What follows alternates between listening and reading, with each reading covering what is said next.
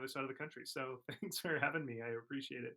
Um, this is my talks. I'm Chris Zukowski. How to market a PC game in 2021. Seems hopefully some of you are. Is before I go into it, I mean, any of you marketing a PC game?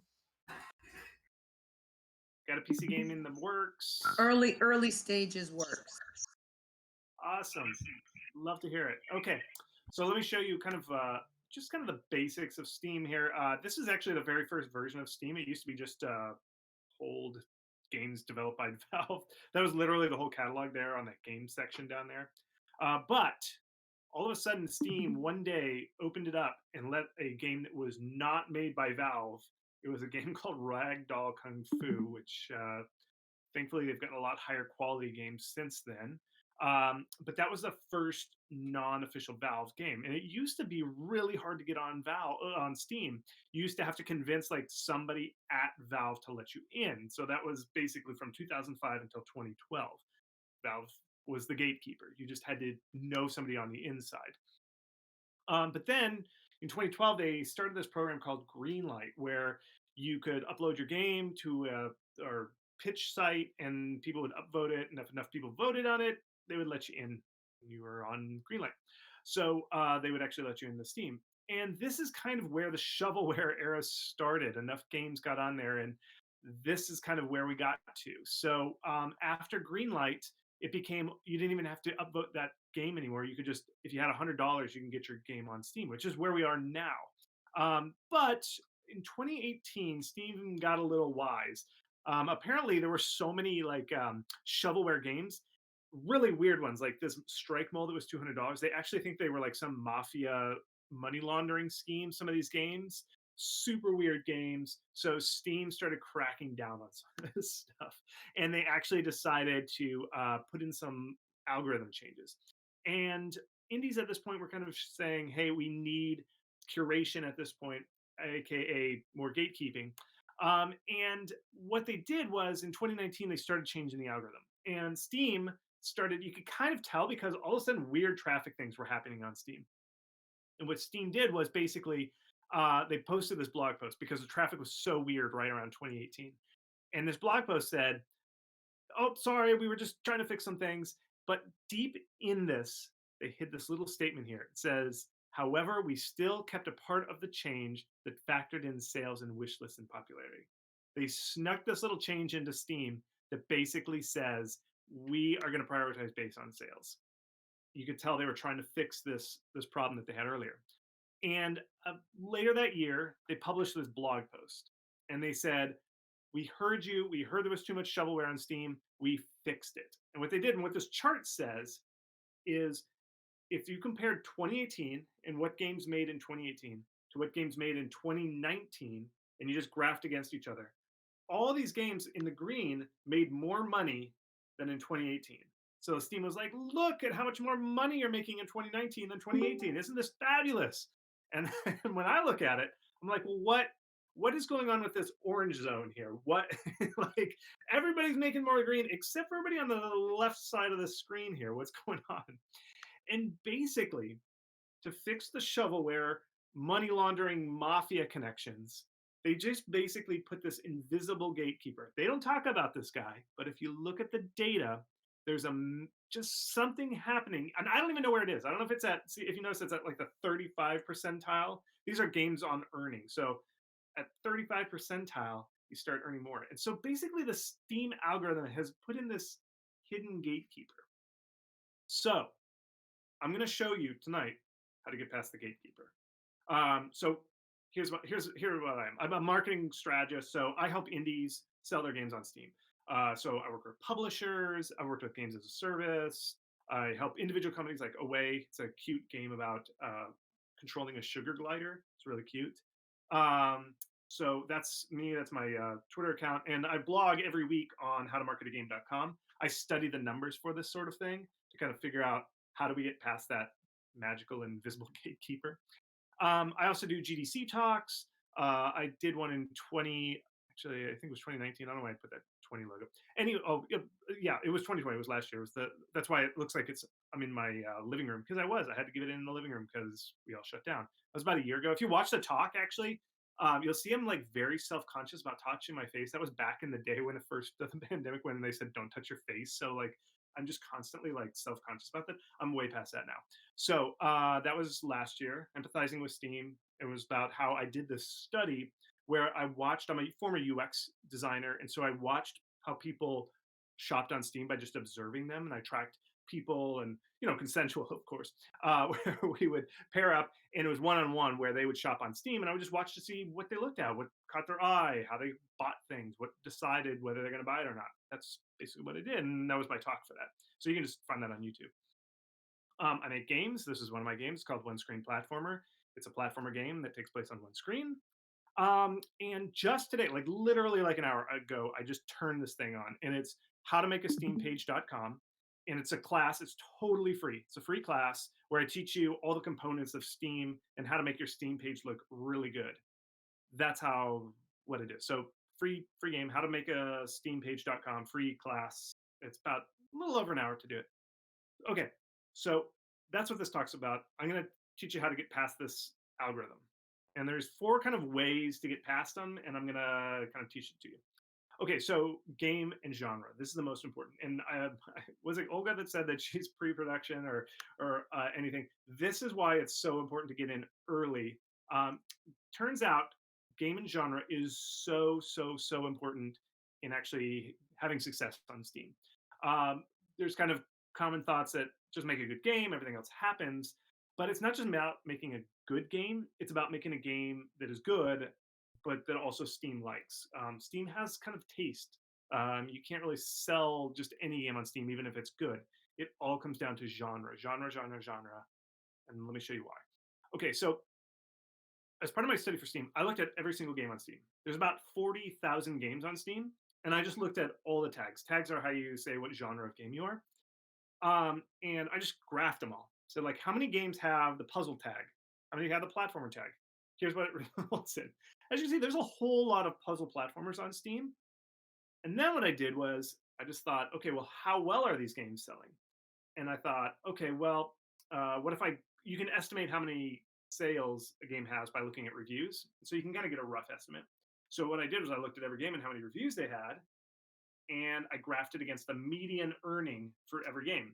And as you can see, it's almost like an economics 101 lecture on supply and demand. Strategy, RPG, building games where you're kind of like constructing these things earn a whole lot of money. That's that high red line. But there's a huge supply, some would say a glut, of puzzle platformers. Now, I make platformers. I'm not saying anything bad about platformers. It's just there's a lot of them out there and they don't make much money. So, understanding this chart is very key to actually having success on Steam.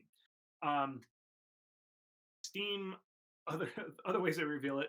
Steam recently had a festival, and they put a trailer on each page of the festival, and they broke down the pages based on genre. So I just went to YouTube to see how many views every one of these store page videos got, and that's what you're looking at is the number of views. As you can see, RPG and strategy are like the top most viewed genre videos, and puzzle platformer are kind of on the lower end, actually the bottom two.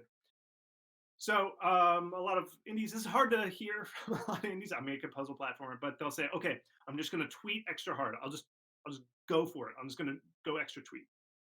And here's kind of my thing. Okay, so I grew up in Tucson, Arizona, which is like way almost as southern as it can be. We actually used to be part of Mexico until the Gadsden Purchase. Um, this is the my childhood home. I literally had saguaros in my front yard. Like when Bugs Bunny showed up in the desert, he had saguaros. That's how they in the cartoons they said it was the desert. I literally grew up with saguaros in my front yard. So um, here's the thing: is like, what if you came to me and you said, "I've got an idea. I want to open a ski shop in Tucson."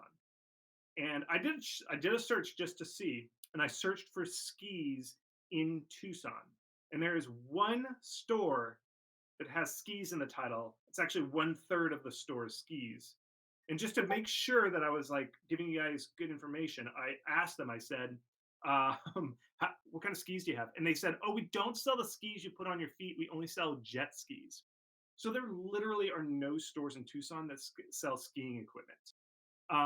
And so if you were there and you said, "Okay, we're going to tweet these cool ski memes. We're gonna have this like locally craft guy to like he's the best ski maker who's ever lived. We're gonna put him in Tucson, and we're gonna hire these ski influencers. You're gonna pull all the marketing punches that you possibly can.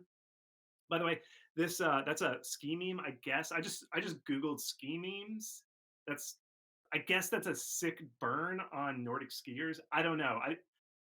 I'm from Tucson. I don't know anything about skiing. So here's the thing though, it doesn't matter. Even if you had the most pristine ski memes and you tweeted them out at the best times, it doesn't matter if you're trying to sell skis in Tucson because we just don't buy skis here. It's like it's Arizona. We just don't buy it.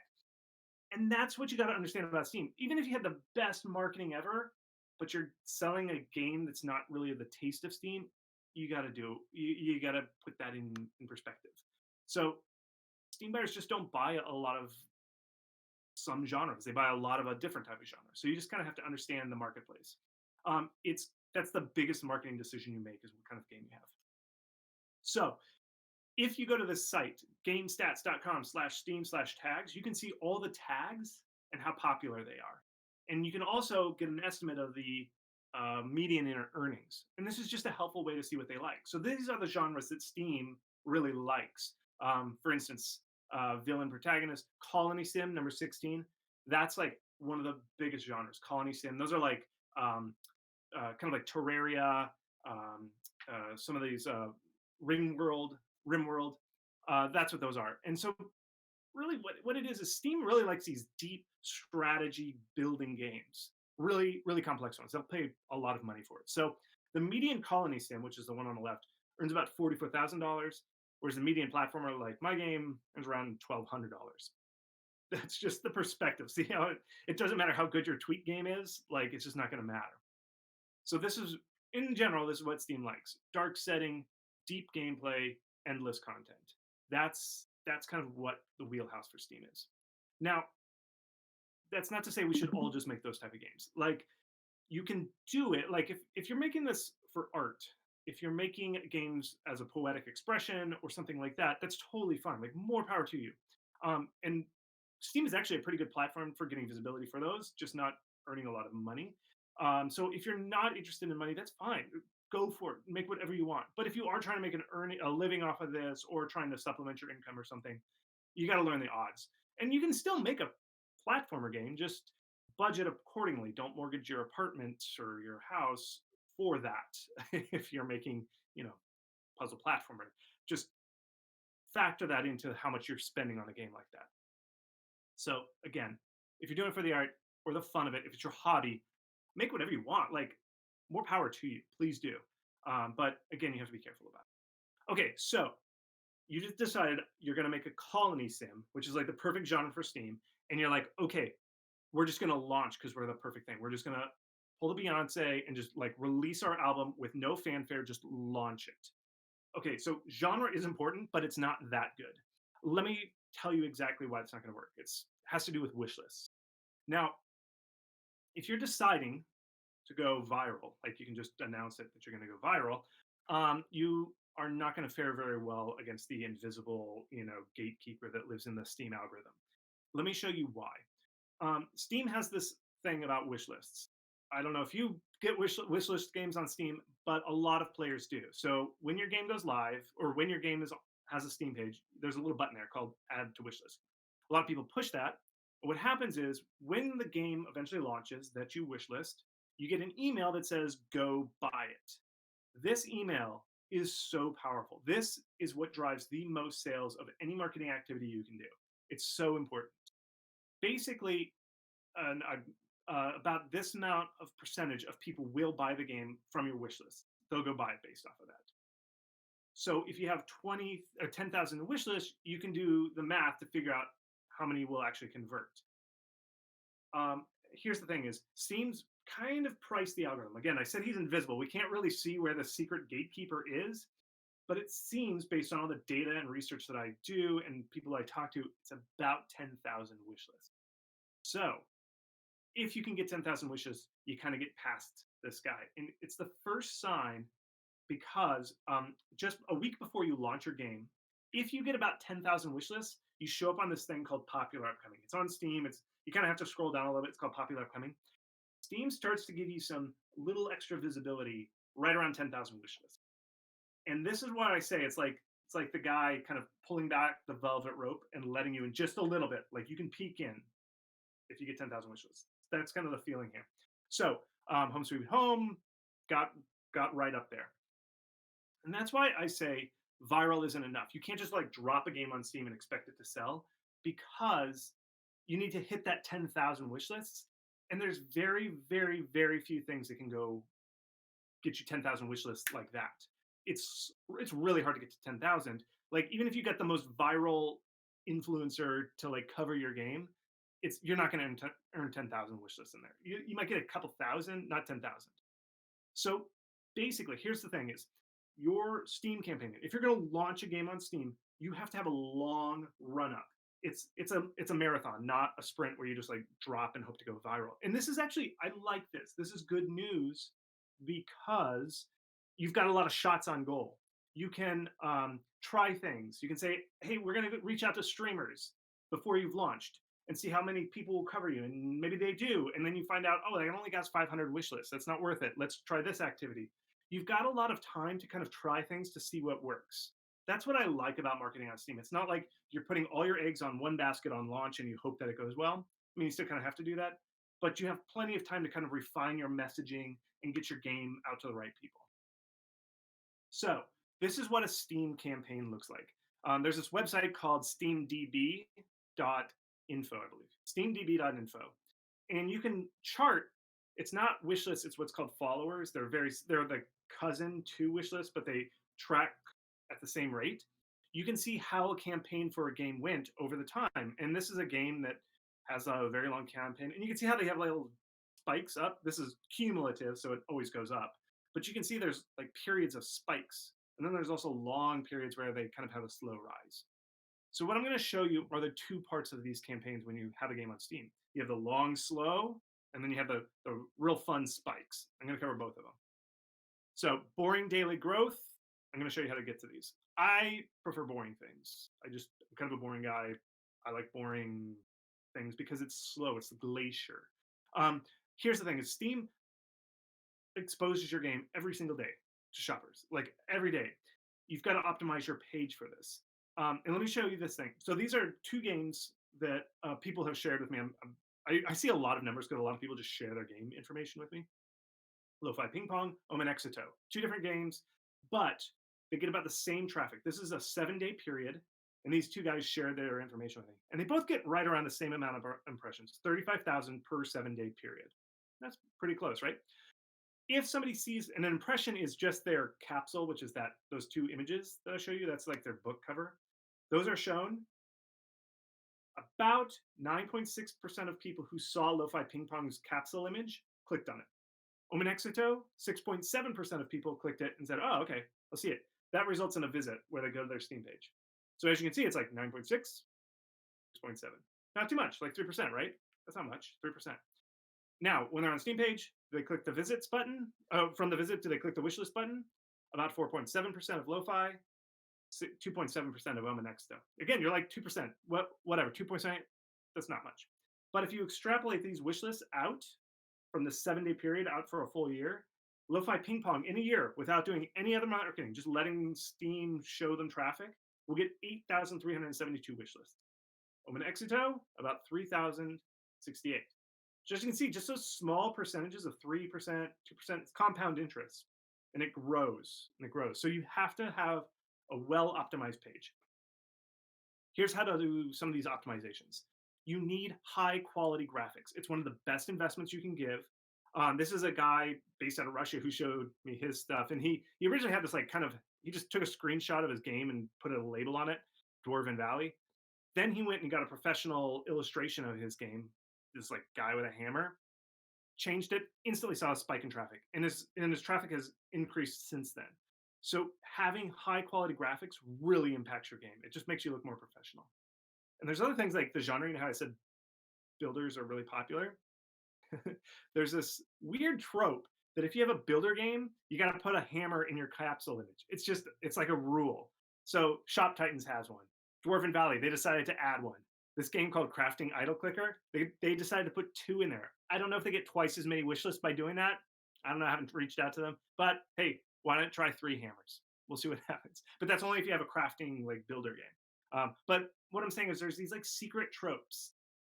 Okay, the other thing that's going to get you this good, slow, boring traffic is to tag your game correctly. Tags are how you tell Steam what type of game you have. And basically, what you're trying to do is you're trying to get a popular game, and then you want your game shown right next to that game that's just like yours. You're, you're kind of Steam is actually kind of like a wine sommelier, where they just say like, "Oh, you like the Chardonnay? Well, I've got this wonderful 2020 vintage from whatever region. I know you like Chardonnays. You always come in here. We've got this, and they bring it to you and they bring it to the table. Steam's basically that. So these tags are essentially like you classifying your wine, like which region you're from, what age, what year, because you want that recommendation to happen. So you have to tag your game correctly. But don't tag your game incorrectly, otherwise people won't. They'll be like, no, this isn't a Chardonnay. They're like, yeah, this is like, some Bordeaux or something. So what you but your genre will really affect this. So like I said, Steam loves city builder games. A city builder is going to earn about 50 wish lists a day. Action platform or action adventure FPS, about 30 a day. Puzzle platformers, 7 a day. That's just the genre. Just by having the right genre is what affects those kind of things. So, like I said, slow boring is what happens on these, just like when no promotion, you're not like trying to reach an influence or anything. It's just Steam's general traffic. Um, it's really important to get this right. I mentioned I've got this new howtomakasteampage.com. You can register for it. It's a free class. I just walk through every single component on your Steam page and tell you how to kind of optimize it based on the best research available now. You just sign up for it. I just launched it today. Howtomakasteampage.com. Sign up. It's good. It's totally free. Okay, now a lot of people like the fun part. This is the exciting promotions. This is when you like get a streamer to cover you, go viral, that kind of stuff. These are all these little cliffs that you see in Steam campaigns where they get a lot of traffic to the page and a lot of wish lists. Here is how to do it. There's festivals. Steam is always running a different thing. There was just recently Mix. Every quarter, Steam has a seasonal festival. They just had one in February 3rd. It was called the What's Next. But you enter your game in these. If you lived in Quebec, all the indies in Quebec partnered together and they had a little festival and on Steam, thousands of wish lists. Median wish list earned 750. Streamers, they'll get you about 1,500. Alpha Beta Gamer, when you run a beta, you can get this guy Alpha Beta Gamer to cover your game, gets you about 1,000 wish lists. These kind of things will kind of boost you. If you get to the front page of Reddit and do pretty well, about 1,500 wish lists. 400 wish lists if you go viral on Imager. Press coverage doesn't get you that much. It's like 150. So all these things kind of build up and kind of get your game out there on these like spikes. Social media in upon itself does not really do much. There is a slight thing with TikTok. It's still early days, but we think it might get you about 200 to 1,500 if you have like a viral TikTok video. That's about what it is. I'm hearing some beeps on there. I just want to make sure I'm still live as people aren't saying like you've gone dead or something. Am I still here? Can you hear me okay? Okay, Yep. good. Yeah. I was a little afraid people were like, we can't hear the guy. We can't hear the guy. It's all right. Thank you. Okay, so what you do is you basically stack these up and you figure out how all this comes together. And you basically make a wish list budget for the launch of your game, right? So you calculate like how many you get per day. So let's say you're a type of game that gets about 15 per day. You just extrapolate for a year. I did the math. It's 5,475 over a year. Then you can kind of calculate like, okay, we're going to try and get into 3 festivals. We're going to get 2 streamers to cover us, and we're going to shoot to get to the front page of Reddit. You add all that up, you're at 1,200. You got there in a year. Good job. You're now past that kind of gatekeeper variable, but that's about what it is. So kind of knowing these things allows you to kind of plan out your marketing over the year. I'm going to take a drink real fast. So that's why I say you can't just like Beyonce drop an album out of nowhere. It's just because it takes so much work just to get to that 10,000. There's nothing that I know of that can just like 10,000 right away. That's why you can't just launch your game. Okay, So let's optimize for this guy. Um, Basically, what happens is with this new model where you have to get to 10,000, there's just a ton of little tiny gatekeepers. So for each festival, there is a festival organizer, and you have to convince them that your game is worth it, worth including in the festival. Streamers, each one of those streamers is a gatekeeper. Basically, they've just like shattered it, and there's 1,000 gatekeepers out there, and you have to kind of figure out who they are, get past them. To get past the front page of Reddit, you have to have there's like a million gatekeepers to like upvote your game. So I've taught you all this stuff. Let's practice and show you kind of what happened here. Everybody loves Valheim right now. It's like one of the hottest games on Steam. They every week I follow them. They tell about like basically every week they're like we hit another million people who bought our game. They're up to 5 million sales. Like if you just go on their Steam page and look at their news. So this is how it happened. So this is their follower chart. Like you can look this up at steamdb.info. Just search for Valheim. This is what their lead up to release. That little white square is when they released. So you can see it's like flat, and then there's this huge spike when they released, and millions of people bought their game. Now, I kind of wish they had a logarithmic scale because it'd be easier to see what's going on here. But that's the reason it looks so flat. There's a lot of interesting stuff happening up to release. It's just you can't see it because the scale is so out of whack based on how many units they sold. So why did this happen? How did it happen? We're going to deconstruct this. Okay. A lot of people had never heard of Valheim and they're like, where did this game come from? Why did it get so big? Here's what's the basics. I can tell based on the chart that they probably launched with 160,000 wish lists. This game was not a viral hit. This did not come out of nowhere. They slowly built up a huge campaign. 1,600 wish lists, 160,000 wish lists, excuse me, is a lot. I told you like it's really hard for indies to get to 10,000.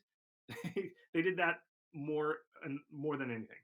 So first off, they're the right type of Steam genre. Dark, dark game, grim dark, as they say in Steam language. It's like dungeons, medieval, yeah, blah. It's got really deep gameplay. You can play this game forever. It's constantly evolving, and it's endless content. You can play with friends. You know, it's very hard. It's very deep. You can replay a lot. It's just the right type of genre. A lot of indies spend a lot of time on Twitter, for better or for worse. The question is, did they go viral on Twitter or something? I went back. I always go to the research. I love the first tweet. It's like baby pictures. It's so cute. This is February 14th, Valentine's Day of 2018. Rather than spending Valentine's Day, this person, the creator of Valheim, tweeted out the first image of Valheim. It looks like the straw man in a forest. They got 15 likes and 6 comments. It wasn't Twitter. Like they never went viral on Twitter. You can look up. There's other websites where you can look at the Twitter following. When they launched Valheim, they only had 1,700 followers on Twitter. I have more than 1,700 followers on Twitter, just my personal account. There's no way I could launch a Valheim. So what I'm trying to say here is, it's not necessary to have a huge Twitter following to do well on Steam.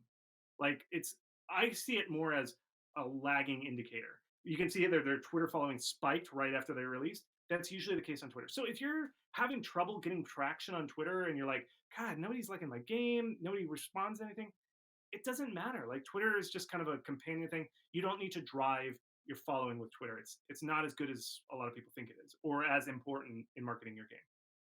So if you look really close, it's like 1 pixel, but there's this little tiny spike up right in the middle there. I've circled it with a little animated GIF there. What was this thing? What happened here? This is E3. I did the research right at that point. They did E3, and they announced they had a new publisher named Coffee Stain. Now, they launched it with this like really good trailer on E3. PC Gaming World, if you see PC Gamer, covered them. They had a special show thing for them. Like it was a big promotion during E3 that they did. And that announcement got them a lot of wish lists. But it also ushered in this new era with Coffee Stain. So Coffee Stain is a really good publisher for the type of game that Valheim is. So before they signed with Coffee Stain, they were getting about 50 wish lists a day. Post signing with Coffee Stain, 120 wish lists a day. Why? Well, Coffee Stain also also publishes games like Satisfactory, which is a very similar game to Valheim. So I think I can't pin it down on anything, but it just drives extra traffic because they have so many people playing their other games. Coffee Stain has huge success with a lot of games. They're just naturally within Steam able to drive traffic to Valheim. So a publisher really helped. They almost tripled their daily wishlist rate just by signing with Coffee Stain. The other thing that Valheim did really well was, and this is way back in the early days, like 2018, they did lots of alphas. They were on itch.io doing alphas. They ran all these betas. I was going through all their past announcements. It was always about running a beta. They constantly had open development. Betas are a great way to get people to follow you to wishlist. If you look, this is a bottom one is itch.io. They announced that they ending their alpha, or they released the alpha. Look at it. It got 23 upvotes. I love looking back in the old history. 23 upvotes. It's so cute. Like, look at that. June 14th, 2018. A long time ago. It's slow growth, but you build up a dedicated community in small neighborhoods like itch.io, and then it expands from there. So stick with it, folks. It just takes a long time. If you look, the steamdb.info also tells you how many views from Twitch they got. You'll notice, and it's kind of hard to see on the slide, but a day before they launched, all of a sudden, like magic, they got 81,000 Twitch viewers. What that tells me, that doesn't just happen. This is Coffee Stain coordinating with streamers. I don't know if they were paid or they just had a really good outreach campaign, but basically, you can obviously see there was some sort of campaign. But because Valheim's the right type of genre, they may have paid for that, but then it sustained itself afterwards and just grew from there. So they did a really dedicated pre-launch campaign. So what this all comes down to is it's not one thing. It's not like, oh, they went viral. They just dropped their album out of nowhere. It's the long development period with lots of betas, lots of alphas. They partnered with a publisher that got them into E3. That E3 got them hundreds of wish lists, thousands of wish lists. They launched with a huge stockpile wish list, like 160,000, which is huge. They had a pre-launch streamer campaign, and their genre is like the perfect genre for Steam. Just perfect. Can't do any better. And it's just a good game. Steam shoppers are very savvy. They know a good game, they know a bad game. Valheim is a good game. So all of those things are necessary in order to get the game. It's not just going viral. So that's how Steam works. That's everything I know about Steam, what I just told you. I write a weekly column where I just basically it's like this talk that we just had, but it's split up over weeks. So every week I just publish like my research and findings on Steam. You can just sign up for that, howtomarketagame.com/free. I also wrote this little book, and you can get it. It just tells you what to do with your mailing list, because a lot of people are like, what do I do with my mailing list? So I give you ideas. It's like a kid's activity book, but for grown-ups. And also, just to remind you again, how to make a steampage.com, where I teach you like how to make a Steam page. So you just take this class and I break down like, oh, this is how you pick the right screenshots, or this is what to do with your trailer on Steam. So I make it free just because it's the most it's a most basic element for getting a popular marketing, because everything comes down to your Steam page. That's why I make it. That's the end of my talk. So I just spitfired this thing for like as long. I don't even know what time it is. It could be an hour. I don't know. But why don't we just have Q&A for as long as you are willing to have me? I'm just going to turn this off so I can view the chat. I don't know. How do you typically do this at the end of the thing? Do you just want to turn on the let me Um, turn down my screen? Actually, I'll keep it